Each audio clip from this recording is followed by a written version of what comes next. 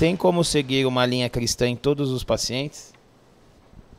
Então, essa é uma pergunta difícil, né? Porque acho que esse é o maior desafio que eu tenho na minha profissão hoje. Porque, assim, a gente tem um código de ética, onde a gente não pode falar de nenhuma crença, nada dentro do consultório. Então, para os meus pacientes, eu sou um ser humano neutro. Nem se o paciente pergunta? Nem se ele pergunta. Eu sempre devolvo com uma outra pergunta, mas por que isso é importante para você? Você já passou por isso? Já, várias vezes, várias. Então, assim, eu sei que quem indica fala, eu vou te indicar uma profissional cristã, ela é boa, tal, não sei o quê. Mas isso não é assunto de terapia, eu nunca coloco isso.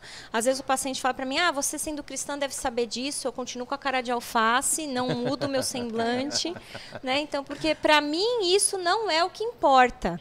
Então, assim, é difícil, porque ali você vê, às vezes, alguma situação que você poderia... Então, o que eu sempre falo, isso eu falo para todos os pacientes, a espiritualidade, a busca pela espiritualidade, pela vida espiritual, mostra o quanto você está são emocionalmente.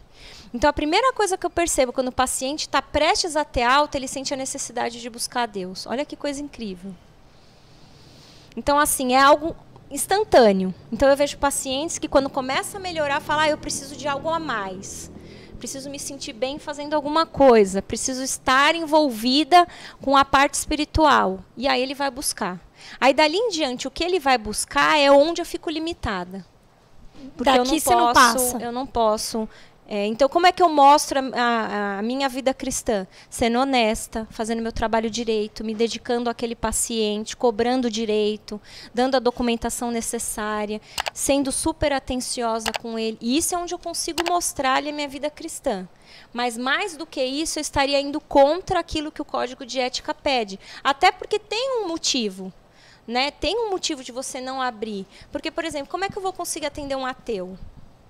Ele vai ficar o tempo inteiro... Que também precisa de ajuda, né? Ele vai ficar o tempo inteiro achando que eu não acredito no que ele fala, porque aí vai ficar me desafiando e falando, ou eu achando que eu estou colocando essas questões. Então, eu não coloco absolutamente nada dessa questão. Claro que tem pacientes que já vêm indicados, que já vêm, que já sabem, então aí fica... mais fácil. Mas eu não entro em questões, não é pauta de sessão, não é falado sobre. Perfeito.